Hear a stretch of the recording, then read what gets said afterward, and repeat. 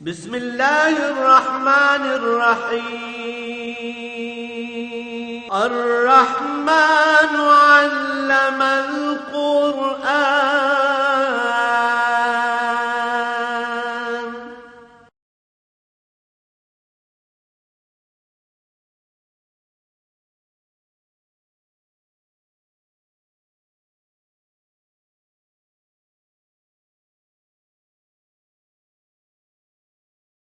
الحمد لله رب العالمين والصلاة والسلام على حبيبه محمد وآله وصحبه أجمعين. أعوذ بالله من الشيطان الرجيم. بسم الله الرحمن الرحيم. لو كان أرضا قريبا وسفرا قاصدا لاتبعوك ولكن بعدت عليهم الشقة وسيحلفون بالله لو استطعنا لخرجنا معكم يؤلكون أنفسهم والله يعلم إنهم لكاذبون. عفى الله عنك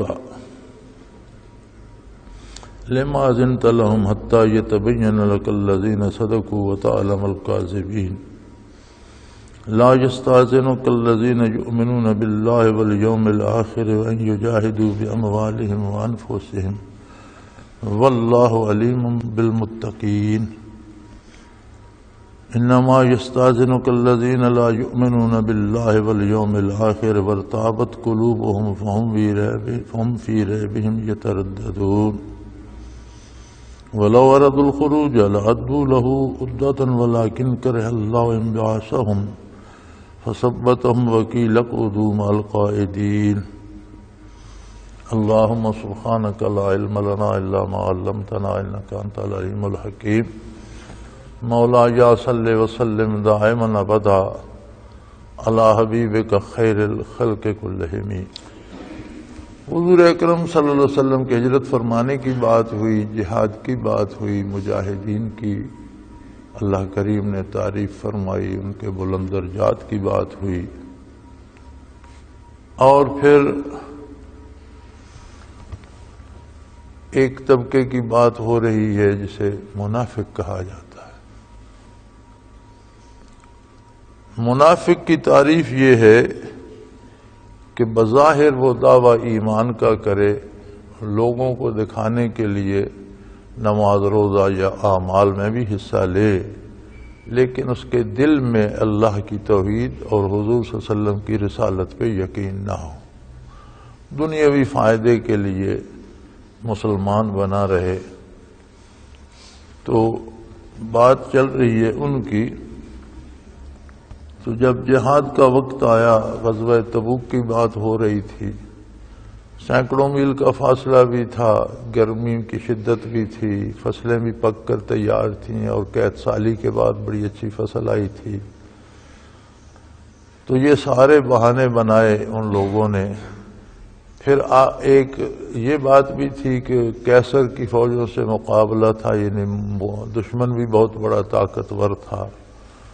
تو اللہ کریم فرماتے ہیں لو کان ارضا قریبا وسفرا قاصدا،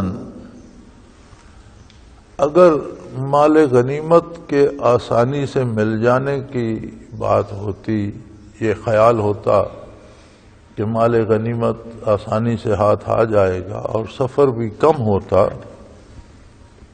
لاتبعوک، تو یہ لوگ بھی آپ صلی اللہ علیہ وسلم کا اتباع کرتے، آپ کے ساتھ جاتے. ولیکن بعدت علیہم الشقہ، لیکن ان میں سے مشقت برداشت نہیں ہو رہی، انہیں تو سفر ہی دور دراز معلوم ہونے لگا. وَسَيَحْلِفُونَ بِاللَّهِ، اور یہ اس پر اللہ کی قسمیں بھی کھائیں گے، لَوِ اسْتَطَعْنَا لَخَرَجْنَا مَعَكُمْ، کہ اگر ہمارے بس کی بات ہوتی تو ہم ضرور آپ کے ساتھ چلتے. یہلکون انفسہم، یہ اپنے آپ کو ہلاکت میں ڈال رہے ہیں، اپنے آپ کو ہلاک کر رہے ہیں. واللہ یعلم انہم لکاذبون، اللہ کریم جانتے ہیں کہ یہ جھوٹ بول رہے ہیں.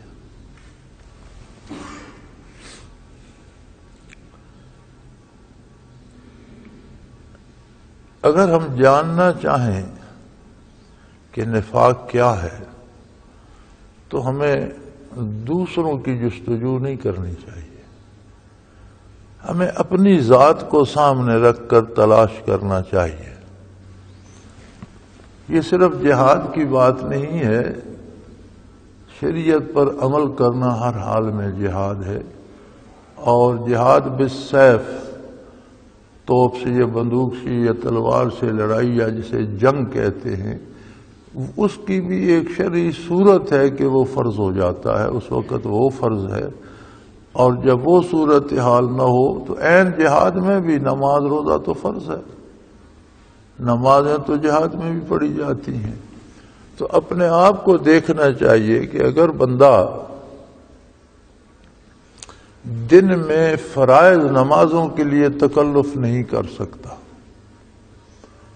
وہ جی میری مجبوریاں ہیں، میری اور کام بہت ہیں، میرا دفتری کام بڑا ہے، میرے بچوں کو سکول سے لینا ہوتا ہے، میرا بابا بیمار ہے، میری ماں کی صحت ٹھیک نہیں، مجھے فرصت ہی نہیں ملتی، میرے پاس وقت ہی نہیں ہوتا، تو یہ بات بتاتی ہے کہ تمہارے دل میں ایمان میں کمی ہے۔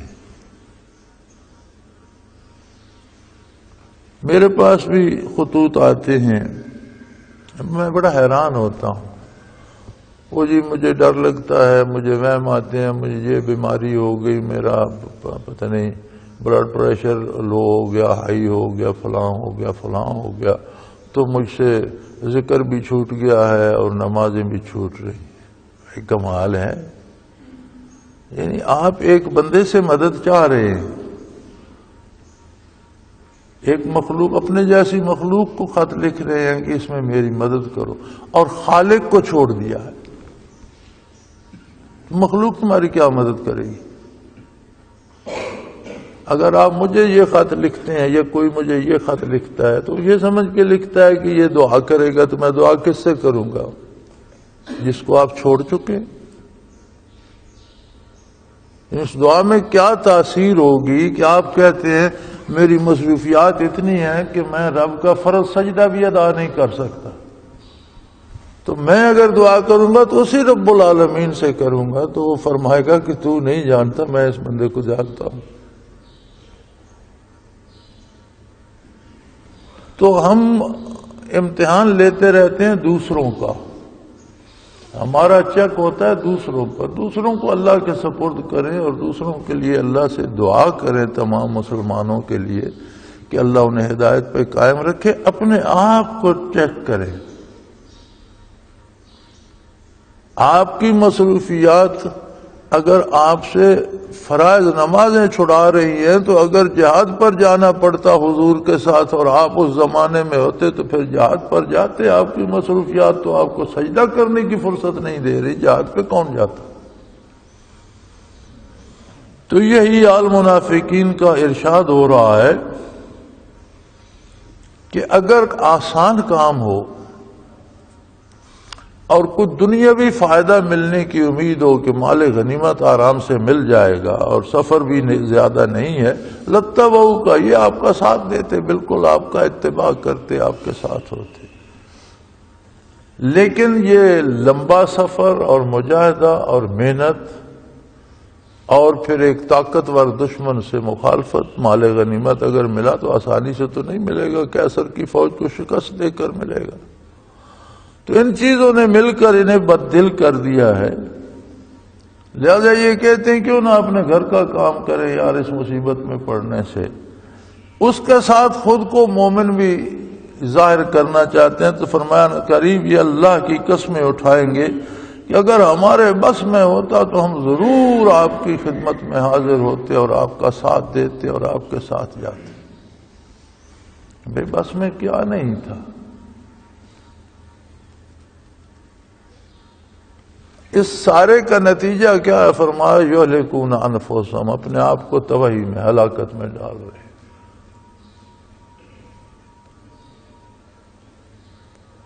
واللہ یعلم انہم لکاذبون، اللہ کریم جانتے ہیں کہ یہ جھوٹ بول رہے ہیں، ان کا ارادہ ہی جانے کا نہیں تھا، یہ جانا چاہتے ہی نہیں تھے، یہ خود کو مشقت میں ڈالنا نہیں چاہتے تھے، یہ اس مجاہدے میں پڑھنا نہیں چاہتے تھے کہ یہ مشکل کام ہے، چھوڑو جان بچاؤ، اور اب جھوٹی قسمیں کھا کھا کر یقین دلانے کی کوشش کر رہے ہیں، حالانکہ یہ جھوٹے ہیں۔ عفا اللہ عنک، اللہ کریم نے آپ کو معاف فرما دیا۔ لما اذنت لہم، آپ نے انہیں پیچھے رہنے کی اجازت کیوں دی؟ حضور تو بہت کریم تھے۔ جب منافقین نے بہانے کیے، بیٹا بیمار ہے، ماں کی ٹانگ ٹوٹ گئی، فلاں اونٹ گم ہو گیا، مصروف بڑا ہوں، طبیعت ٹھیک نہیں ہے، میں نہیں جا سکتا، آپ نے فرمایا نہ آ جاؤ۔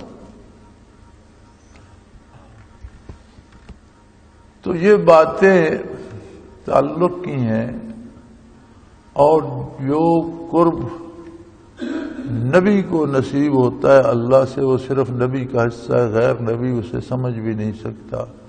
اور حضور امام الانبیاء ہیں صلی اللہ علیہ وسلم، اور نبیوں کے بھی نبی ہیں، سید المرسلین ہیں، رسولوں کے بھی سردار ہیں۔ آپ کا جو قلبی رشتہ عظمت باری سے ہے، اسے میں اور آپ نہیں سمجھ، ہمارے بس کی بات نہیں۔ تو یہاں ارشاد ہوا اللہ نے آپ کو معاف فرما دیا، کوئی غلطی یا معاذ اللہ کوئی گناہ نہیں تھا جو اللہ نے معاف فرما دیا۔ آپ کمانڈر تھے، کسی نے بہانہ کیا میں نہیں جا سکتا، آپ نے اجازت دے دی۔ اللہ کریم فرماتے ہیں لیکن میرا اور آپ کا جو رشتہ ہے اس سے یہ بات میل نہیں کھاتی، آپ انہیں اجازت نہ دیتے۔ ایک تعلق ہوتا ہے قلبی، یہ شیخ کی ضرورت کیا ہے؟ کیا شیخ اس لیے ہے کہ جس کی اولاد نہیں اس کے لیے دعا کرے اسے اولاد مل جائے، بے روزگار کو کوئی تعویذ دے اس کو روزگار مل جائے، مقدمے میں پکڑا ہوا ہے بری ہو جائے؟ یہ تو ہندوؤں کے عقائد ہے، یہ تو غیر مسلموں کے عقیدے ہیں کہ جن بتوں کی وہ پوجا کرتے ہیں ان سے دنیاوی مفاد کی امیدیں وابستہ رکھتے ہیں۔ شیخ کی ضرورت صرف ایک کام کے لیے ہے کہ طالب کے دل کا تعلق اللہ کریم وحدہ لا شریک سے قائم کر دے، اور اس تعلق کی دلیل یہ ہے کہ اس بندے کو اللہ سے حیا آنی شروع ہو جائے، اللہ کی نافرمانی برداشت نہ کرے، اللہ کی اطاعت کرنے کی توفیق ہو جائے، اور حضور حق نصیب ہو جائے، اور اس دنیا کی رنگینیوں میں بھی موت کو دیکھ رہا ہو۔ اگلے دن ایک دوست کا خط تھا، جی مجھے موت ہر وقت یاد آتی ہے۔ میں نے کہا اللہ کا شکر کرو، اس کے لیے تو ساری عمر محنت کی جاتی، ساری محنت تو اسی کے لیے کی جاتی ہے کہ یہ دنیا اور اس کی رنگینیاں موت سے غافل نہ کر دیں۔ جب موت نگاہوں کے سامنے رہتی ہے تو بندہ اطاعت الہی پہ کمر بستہ رہتا ہے اور نافرمانی سے بچتا ہے۔ یہ تو آپ پر اللہ کا احسان ہے۔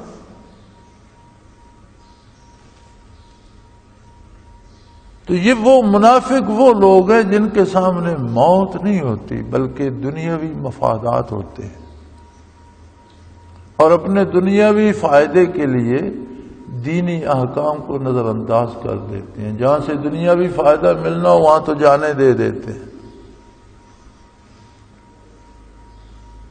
اور کیسی عجیب بات ہے، مر جاتے ہیں، مارے جاتے ہیں۔ سیاستدانوں سے لوگوں کا کیا رشتہ ہے؟ صرف ایک رشتہ ہے کہ یہ بندہ اقتدار میں آئے گا تو مجھے دنیاوی فائدہ پہنچائے گا یا نہیں وہ تو بعد کی بات ہے، لیکن بندے کو یہ امید ہوتی ہے کہ یہ وزیر بن گیا، میں نے بن گیا، ایم پی اے بن گیا تو مجھے دنیاوی فائدہ پہنچے، اس کے لیے تو جانے دے دیتے، خرچ بھی کرتے ہیں، جلوس نکالتے ہیں، پولیس کی لاٹھیاں کھاتے ہیں، جیل چلے جاتے ہیں، نعرے لگاتے ہیں۔ دین کے لیے صرف نماز کے لیے وضو کر کے 2 سجدے نہیں کر سکتے، حلال نہیں کھا سکتے، حرام جمع کرتے رہتے، سود کھانے سے باز نہیں آتے۔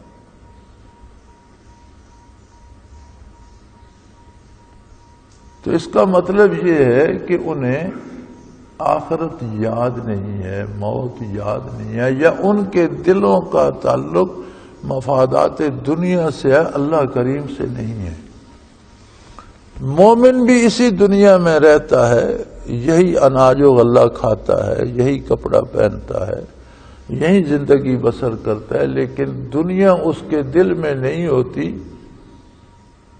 دنیا میں وہ بسر کرتا ہے جائز اور حلال وسائل سے، جس کی اللہ نے اسے اجازت دی ہے، حرام سے ناجائز سے بچتا ہے، احتیاط کرتا ہے، اور اللہ کی عبادت فرض کو فرض، سنت کو سنت، واجب کو واجب سمجھ کر، مستحب کو مستحب سمجھ کر ادا کرتا ہے، احکام الہی پہ کاربند رہتا ہے۔ اللہ کریم کو یہ کون سی مصروفیت ہے جو اللہ کی یاد بھلا دے؟ یہ کون سی ایسی مصروفیت ہے جو اللہ کا ذکر چھڑا دے؟ کیسی عجیب بات ہے۔ رات بھی ایک ای میل تھی میرے پاس، میری طبیعت ٹھیک نہیں، مجھ سے ذکر چھوٹ گیا، تو میں نے کہا یار جس نے طبیعت ٹھیک کرنی ہے اس کا ذکر تو آپ نے چھوڑ دیا، اب میں کس سے کہوں؟ جس نے آپ کو شفاعت دینی ہے اس کا تو آپ کہہ رہے ہیں میری طبیعت نہیں ٹھیک، میں نام ہی نہیں لے سکتا، تو میں کس کے پاس جاؤں؟ مجھے بتاؤ۔ تو ہم اگر اپنی زندگیوں میں جھانکیں تو قرآن کریم تو آئینہ دکھاتا ہے۔ قرآن کریم تاریخ کی کتاب نہیں ہے کہ واقعات کو تاریخ کے انداز میں بیان کرے، قرآن کریم نصیحت اور عبرت کے انداز میں بیان فرماتا ہے کہ کس نے کیا کیا، اس کا کیا نتیجہ ہوا۔ فرمایا منافقین نے دنیاوی مفاد کو مقدم رکھا، اگر دنیا مل رہی ہوتی تو بھاگ پڑتے، سمجھا کہ مجاہدہ کرنا پڑے گا، سفر کرنا پڑے گا، پھر شاید شہید ہونا پڑ جائے، جان دینی پڑ جائے، تو کہا جی نہیں ہم بڑے مصروف ہیں، ہم نہیں آ سکتے۔ تو فرمایا اللہ کریم نے تو آپ کو معاف کر دیا، آپ نے کر دیا، اللہ کو منظور ہے، جو آپ کو منظور ہے اللہ نے پسند فرما لیا، لیکن آپ نے اجازت کیوں دی؟ اگر آپ اجازت نہ دیتے، یہ حتیٰ یتبین لک الذین صدقوا وتعلم الکاذبین، اگر آپ انہیں اجازت نہ دیتے تو جانا انہوں نے پھر بھی نہیں تھا، جھوٹے اور سچے کی پہچان ہو جاتی، الگ الگ ہو جاتے، پتہ چل جاتا کہ یہ جھوٹ بول رہا تھا، اس نے جانا نہیں ہے۔ پھر فرمایا لا یستاذنک الذین یؤمنون باللہ والیوم الآخر ان یجاہدوا باموالہم وانفسہم واللہ علیم بالمتقین۔ جن لوگوں کو اللہ کے ساتھ ایمان نصیب ہے اور آخرت پر ایمان نصیب ہے، وہ اپنے مال اور جان سے جہاد کرنے میں کبھی آپ سے رخصت نہیں مانگیں گے، وہ کوئی بہانہ نہیں کریں گے، وہ کوئی بیماری، کوئی بہانہ، کوئی مصروفیت سامنے نہیں لائیں گے۔ جہاں اللہ کے رسول کا حکم ہوگا مال بھی خرچ کریں گے، جان دینی پڑی تو جان بھی دیں گے، اور وہ رخصت نہیں مانگیں گے۔ لا یستاذنک الذین یؤمنون باللہ والیوم الآخر، جو اللہ اور آخرت سے یقین رکھتے ہیں وہ آپ سے اجازت طلب نہیں کریں گے کہ وہ اللہ کے راہ میں مال سے اور جان سے جہاد کریں۔ واللہ علیم بالمتقین، اللہ کریم پرہیزگاروں کو خوب جانتے ہیں، خوب واقف ہے۔ اللہ ہر فرد کی ہر حرکت کو جانتا ہے، اور شیخ کی ضرورت اس لیے ہوتی ہے کہ دل میں وہ تجلی آ جائے، وہ نور آ جائے، وہ نور یقین آ جائے کہ اللہ کے ساتھ تعلق قائم ہو جائے، عشق و پیار و محبت کا تعلق قائم ہو جائے، اس پر بندہ ایثار کر سکے، جو اس کے بس میں اپنا وقت دے سکے، اپنی قوت دے سکے، اپنا مال دے سکے، ضرورت پڑے تو جان بھی دے سکے، ایسا تعلق اللہ سے بن جائے۔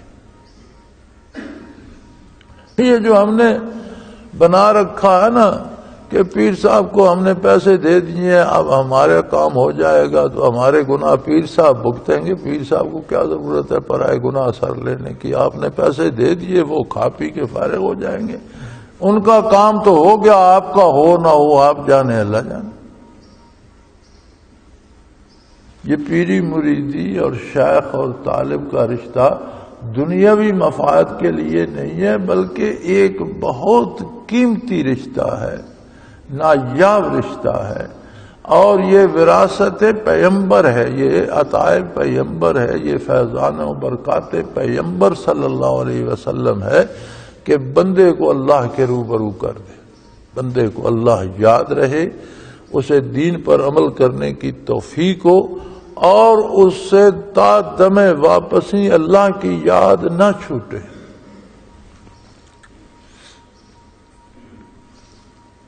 فرمایا جنہیں یہ نعمت نصیب ہے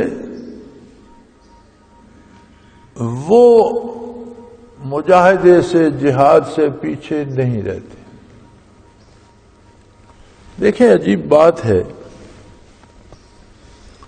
علماء کرام یہ بھی فرماتے ہیں اور صحیح فرماتے ہیں کہ تلوار سے جہاد جہاد اصغر ہے، اور اپنے آپ کے خلاف جہاد یعنی خود کو شریعت پہ کاربند رکھنا جہاد اکبر ہے، لیکن وقت کے ساتھ احکام بدلتے رہتے ہیں۔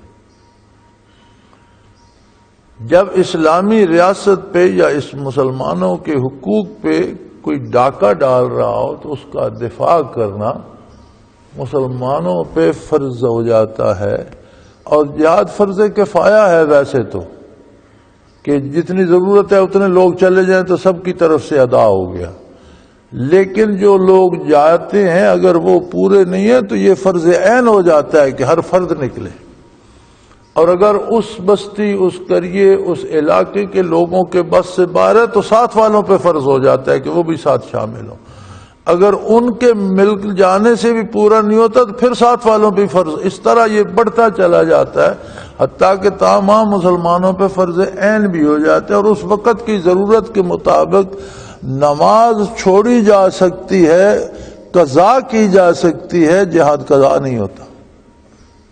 غزوہ خندق میں حضور اکرم صلی اللہ علیہ وآلہ وسلم کی 4 نمازیں یکے بعد دیگرے قضا ہوئیں، 4 نمازیں آپ ادا نہ کر سکے، اس قدر طوفان تھا، جنگ تھی، تیر برس رہے تھے، خندق کے پار سے تیر اندازی ہو رہی تھی، اس طرف سے مسلمان کر رہے تھے، حضور صلی اللہ علیہ وسلم کی 4 نمازیں ادا ہونے سے رہ گئی اور آپ نے قضا فرمائی۔ تو وقت کے لحاظ سے فیصلہ کیا جاتا ہے۔ اگر ایسی صورت آ جائے کہ کفر مسلمانوں کے حقوق پہ ڈاکہ مارنے لگے تو اس کا دفاع فرض عین ہو جاتا ہے، لیکن یہاں ان باتوں کو کون سمجھے گا؟ یہاں تو لوگ ٹکوں پہ بکتے ہیں۔ ہماری قوم تو اتنی نیچے گر چکی ہے کہ یہ خیرات پہ بکتی ہے، انہیں کوئی خیرات میں 1000 روپے مہینہ دے دے تو یہ کہتے ہیں ووٹ اسی کا ہے، اب اسی کو دیں گے، 1000 روپے مہینہ ملتا ہے۔ یہ نہیں سوچتے کہ یہ پیسہ آتا کہاں سے ہے، حق کس کا ہے، مل کس کو رہا ہے۔ اور جو لوگ بکاؤ مال ہو جاتے ہیں ان کی کیا حیثیت رہتی ہے؟ تو کتا ہے روٹی کے پیچھے بھاگتا رہتا ہے، جہاں کسی نے ٹکڑا پھینک دیا ادھر بھاگ گیا، وہ انسان تو نہیں رہتا۔ اللہ ہمیں معاف فرمائے، ہم تو اب اس حال کو پہنچ گئے ہیں کہ مردوں کی قبریں اکھیڑ کر، عورتوں کے سر کے بال مون کر بیچے جا رہے ہیں، اور مردوں کی ہڈیاں بیچ کر پیسہ بنایا جا رہا ہے۔ اب اس سے زیادہ ذلت کہاں ہوگی؟ میں نے نہیں دیکھا کہ کوئی کتا مر جائے تو دوسرا کتا اسے کھا رہا ہو، یہ میں نے نہیں دیکھا۔ کہتے ہیں مرے ہوئے کتے کو کتا نہیں کھاتا، لیکن مرے ہوئے انسانوں کو انسان کھا رہے ہیں، تو یہ کیا مسلمان ہیں؟ یہ لیول اگر ہے ہماری غیرت ایمانی کا تو یہ تو منافقت سے بھی گئی گزری بات ہے۔ یہ تو پرلے درجے کے منافق ہے، انتہائی گھٹیا درجے کے، اللہ پاک معاف فرمائے۔ تو فرمایا جن کو ایمان راسخ ہوگا اللہ سے آخرت سے، اے میرے حبیب وہ بہانے نہیں کریں گے، وہ رخصت نہیں چاہیں گے، وہ اپنی جان مال سے اللہ کی راہ میں جہاد کریں گے، اور اللہ ایسے پرہیزگاروں کو خوب جانتے ہیں، اللہ ہر بندے کو خوب جانتے ہیں کہ کون کیا سوچتا ہے، کیا کر رہا ہے۔ انما یستاذنک الذین لا یؤمنون باللہ والیوم الآخر، آپ سے جو لوگ بہانے کر کر کے رخصتیں چاہتے ہیں، یہ وہ لوگ ہیں جنہیں نہ اللہ سے ایمان نصیب ہے اور نہ آخرت پہ یقین ہے۔ وَارْتَابَتْ قُلُوبُهُمْ، ان کے دلوں میں شک کی بیماری پڑ گئی۔ یہ کہتے ہیں بھئی پتہ نہیں کیا ہوگا، کہ کس نے دیکھا ہے جی آخرت میں کیا ہوگا؟ یہ قبر میں کہتے ہیں سوال جواب ہوگا، کس نے دیکھا ہے؟ کہتے ہیں عذاب ثواب ہوگا، کب ہوگا، کہاں ہوگا، کس کو خبر ہے؟ کیسی عجیب بات ہے۔ ہم کیا دیکھتے ہیں، ہماری نظر کیا ہے؟ ہم دور سے دیکھتے ہیں، ہم سمجھتے ہیں کہ کوئی جانور کھڑا ہے بڑا مہیب، بڑا عظیم الجثہ کوئی جانور کھڑا ہے، ہم قریب جاتے ہیں تو وہ جھاڑی ہوتی، یہی ہماری نظر ہے نا۔ اگر ہم دیکھ کے بھی آتے تو کیا کرتے؟ تو جو نبی صلی اللہ علیہ وسلم نے بتایا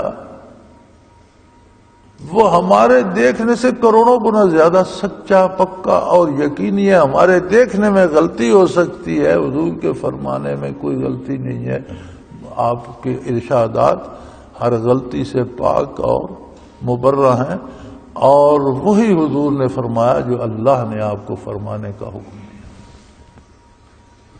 پھر اس پر مزید کسی کا دیکھ کے آنے کی ضرورت ہے؟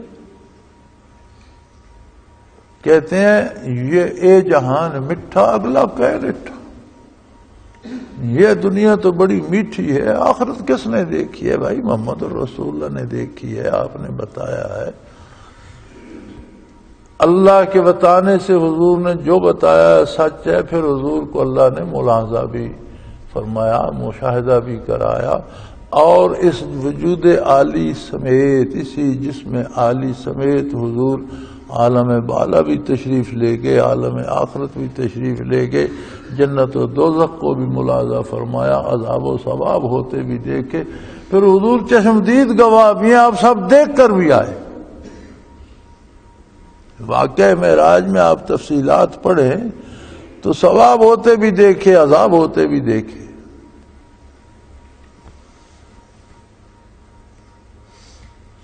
یہ بھی فرمایا کہ میں جنت کا ملاحظہ فرما رہا تھا تو مجھے کسی کے چلنے کی آواز آئی، اس کے جوتوں کی، تو میں نے پوچھا یہ کس کے چلنے کی آواز ہے؟ تو عرض کی گئی یا رسول اللہ یہ بلال کے چلنے کی آواز ہے رضی اللہ تعالیٰ عنہ، وہ زمین پہ چل رہے تھے۔ دوزخ میں کیسے کیسے لوگوں کو دیکھا، کیا کیا عذاب دیکھے، واقع معراج میں سیرت و حدیث کی کتابوں میں سارا مل جاتا ہے۔ یعنی اگر آپ کو یہی گواہی چاہیے کہ کوئی دیکھ کر آئے تو حضور دیکھ کر بھی تشریف لائے۔ لیکن بھائی ایمان ہو نا اللہ و اللہ کے رسول کے ساتھ تو بات اب بنے۔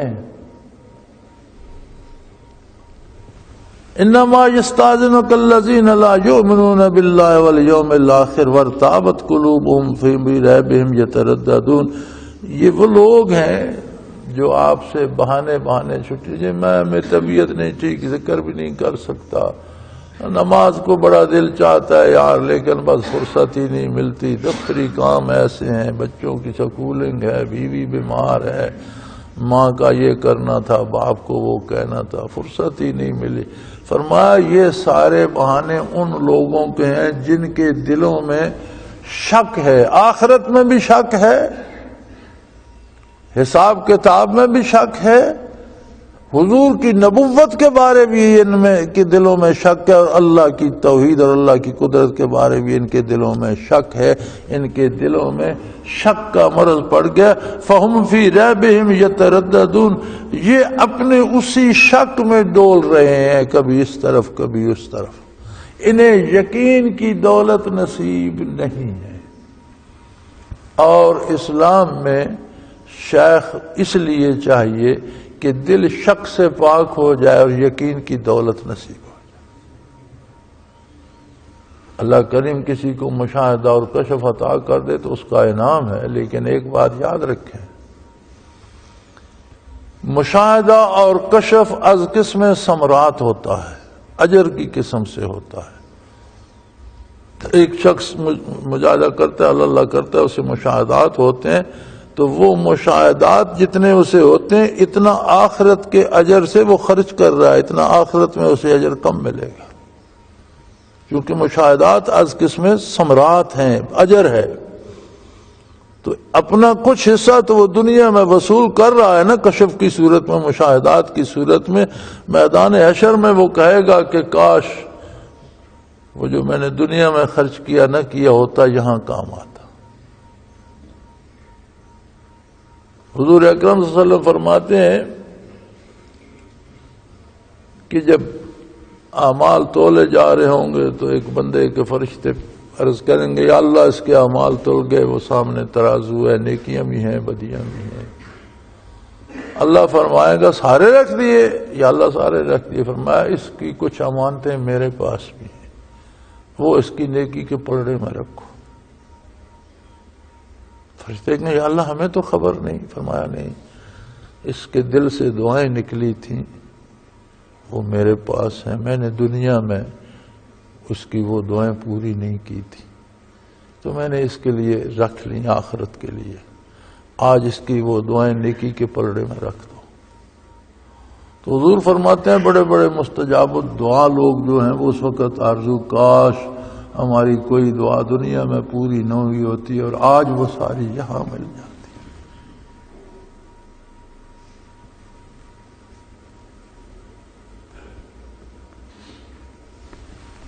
تو شیخ یا مرشد یا پیر اس لیے چاہیے کہ دل میں شک کی بیماری نہ آنے پائے، یقین کی دولت سے دل کو لبریز کر دے۔ اگر کسی کو مشاہدہ ہوتا ہے تو الحمدللہ، لیکن صوفیاء جو محققین ہیں وہ فرماتے ہیں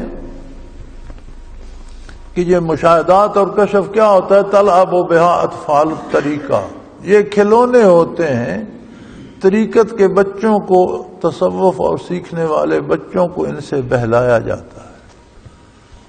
کمزور لوگوں کو زیادہ مشاہدے ہوتے ہیں، جن کی قوت یقین میں کمزوریوں سے مشاہدہ ہو جاتا ہے، اللہ کریم اس کے قائم رہنے کا ایک سبب بنا دیتے۔ تو فرماتے ہیں یہ تصوف میں بچے ہیں، بچوں کو بہلانے کے لیے یہ کھلونے دے دیے جاتے ہیں۔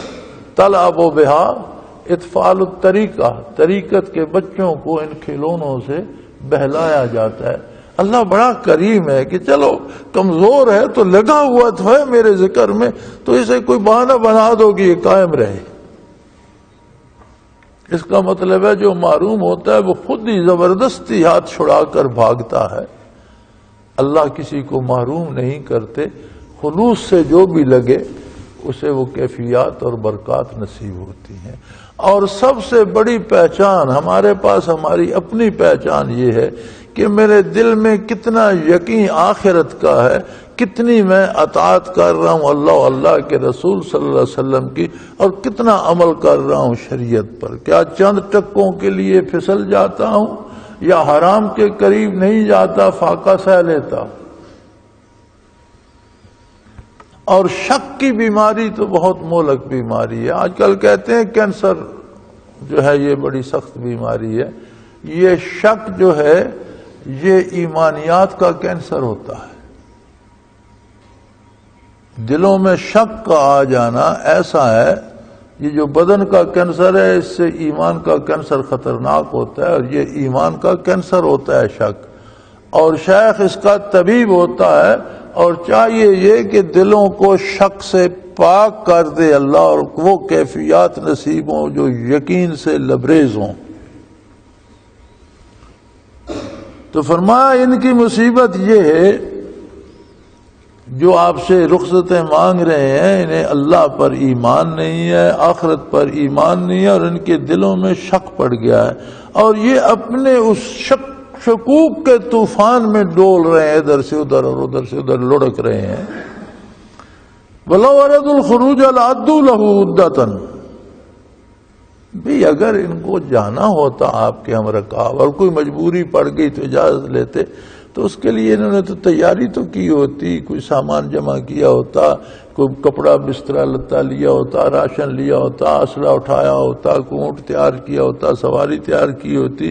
لو أرادوا الخروج، اگر جن کا جانے کا ارادہ ہوتا، لأعدوا له عدة، تو انہوں نے اس کے لیے کوئی تیاری تو کی ہوتی۔ انہوں نے تو تیاری بھی نہیں کی، اور صرف رخصتیں مانگ رہے ہیں، جی اجازت دے دیں، ہم مصروف ہیں، ہم آ نہیں سکتے۔ وَلَٰكِن كَرِهَ اللَّهُ انبَعَاثَهُمْ، اصل بات یہ ہے کہ ان کے دلوں میں شک کی بیماری تھی، تو اللہ نے انہیں آپ صلی اللہ علیہ وسلم کی رفاقت سے محروم کر دیا۔ اللہ کو ان کا نکلنا پسند ہی نہیں تھا، منظور ہی نہیں تھا کہ ایسے شکوک و شبہات سے بھرے ہوئے لوگ آپ کے ہم رکاب کیوں ہوں۔ اللہ کو یہ پسند ہی نہیں، کرے اللہ انبعاثہم، ان کا نکلنا اللہ کو ناپسند تھا۔ فثبتہم، اس نے انہیں بٹھا دیا کہ بیٹھے رہو۔ وقیل اقعدوا مع القاعدین، انہیں فرما دیا کہ جو پیچھے بیٹھنے والے ہیں ان کے ساتھ بیٹھے رہو۔ میرے بھائی، ہم سے نمازیں نہیں چھوٹتی، ہم سے ذکر میں سستی نہیں ہوتی، ہم سے اللہ اللہ نہیں چھوٹتی، ہم سے تلاوت نہیں چھوٹتی، ہم برائیاں ایسی کرتے ہیں کہ وہ چھڑا دیتا ہے۔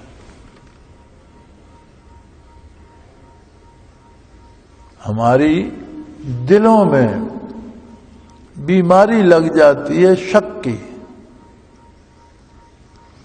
جہاں شک کی بیماری آ جاتی ہے وہاں اطاعت کے دروازے بند ہونا شروع ہو جاتے ہیں، اور توفیق الہی سلب ہونا شروع ہو جاتی ہے۔ اللہ کسی کی عبادت کا محتاج تو نہیں ہے، ساری دنیا اس کی عبادت چھوڑ دے تو اس کی شان میں کمی نہیں ہوتی، اور ساری دنیا ہر وقت سرو سجود رہے تو اس کی شان میں اضافہ نہیں ہوتا۔ وہ مخلوق کا محتاج نہیں ہے، مخلوق اس کی محتاج۔ تو جب دلوں میں شک آتا ہے عبادات چھوٹنے لگتی ہیں۔ یہ جسمانی بیماریاں تو بہانہ ہے، مجھے زکام ہے میں ذکر نہیں کر سکا، نہیں، زکام سے ذکر نہیں چھوٹا، کوئی دل میں دراڑ آ گئی ہے۔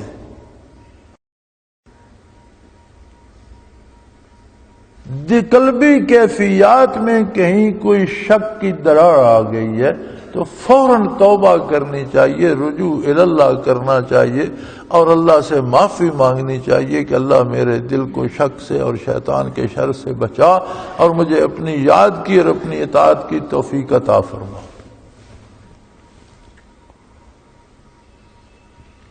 آدمی توبہ کرتا ہے، توبہ کا معنی یہ ہے کہ جو میں کر چکا ہوں میرا اللہ مجھے معاف کر دے، آئندہ میں یہ گناہ نہیں کروں گا، میں یہ غلطی نہیں کروں۔ تو اگلے دن کسی نے پوچھا، غالباً ای میل تھی کمپیوٹر پہ، کہ جی میں توبہ تو کرتا ہوں، پکا ارادہ کرتا ہوں کہ یہ گناہ چھوڑ دوں، مجھے پھر ہو جاتا ہے، میں بڑا شرمندہ ہوں، اب میں کیا کروں؟ میں نے کہا توبہ۔ اور کیا کرنا ہے؟ توبہ ہی کرو یار، ایک بار توڑو گے، دو بار توڑو گے، 10 بار توڑو گے، پھر اللہ کے پاس جاؤ گے تو کبھی تم پہ رحم فرما دے گا، تمہیں نہ توڑنے کی توفیق عطا کر دے گا۔ وہ جو کہا گیا ہے نا، باز آ ہر آنچ ہستی باز آ، باز آ ہر آنچ ہستی باز آ، اگر کافر ہو گبر ہو بت پرستی باز آ۔ یعنی کفر کر چکا ہے یا آتش پرست ہو گیا ہے یا بت پرست ہو گیا، پھر بھی توبہ سب کا علاج، سارے گناہوں کا، وہ گناہ عقیدے کا ہے یا عمل کا، اس کا علاج توبہ ہے، اور باز آ جا۔ ای درگہ ما درگہ نومیدی نیست، یہ میری بارگاہ نا امید ہونے کی جگہ نہیں ہے. 100 بار اگر توبہ شکستی باز، 100 بار بھی توبہ توڑ چکا ہے، اس کا علاج پھر بھی توبہ ہی ہے.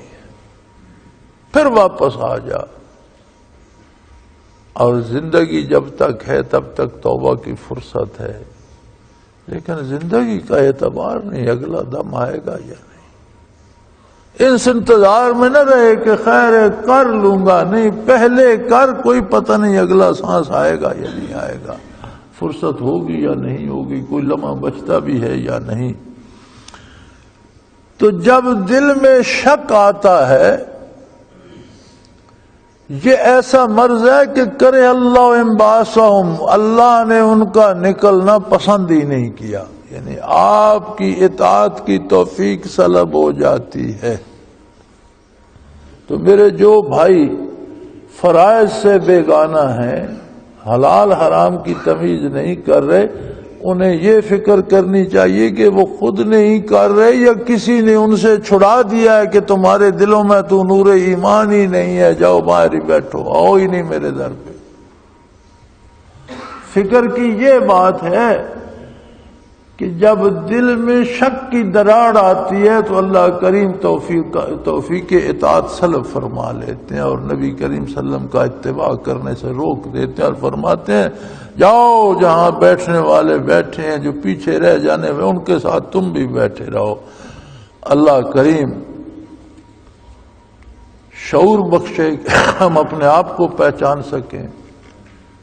اللہ کریم ہمارے دلوں کو شک سے پاک رکھے، نور ایمان عطا فرمائے، اور اپنی اور اپنے نبی کی اطاعت نصیب فرمائے. وآخر دعوانا ان الحمدللہ رب العالمین. اللہ اللہ اللہ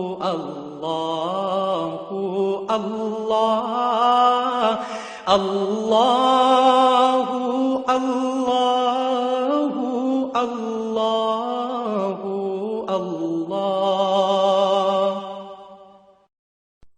حضرت امیر محمد اکرم آبان مد ذلہ العالی دارالعرفان منارہ ضلع چکوال میں سالہ سال سے قرآن و حدیث کے اوپر خطابات کر رہے ہیں اور سلسلہ نقشبندیہ اویسیہ کے مطابق لوگوں کو ذکر الہی کی تربیت دے رہے ہیں. وہ قرآن پاک کی تفسیر ترتیب وار بیان کر رہے ہیں. تفسیر قرآن کو وہ موجودہ ملکی اور بین الاقوامی حالات کے مطابق بیان کرتے ہیں. موٹر وے سے کلر کہار کے انٹرچینج سے نکلتے ہوئے کلر کہار کی جھیل سے ہوتے ہوئے میانی، بوچھال اور نور پور سے گزرتے ہوئے دارالعرفان منارہ پہنچ سکتے ہیں. حضرت امیر محمد اکرم آوان نے بچیوں اور بچوں کی دینی اور دنیاوی تعلیم کے لیے سقارہ اکیڈمی کے نام سے ایک درسگاہ بھی قائم کی ہے، جس کا افتتاح ملک پاکستان کے صدر جنرل محمد ضیاء الحق نے اپنے دست مبارک سے کیا تھا. وہ تمام احباب جو اسلام کی طلب رکھتے ہیں ان سے گزارش ہے کہ دارالعرفان منارہ ضلع چکوال میں امیر محمد اکرم آبان صاحب کے خطابات سے مستفید ہوں. وہ ہر جمعے کو نماز سے پہلے بیان فرماتے ہیں.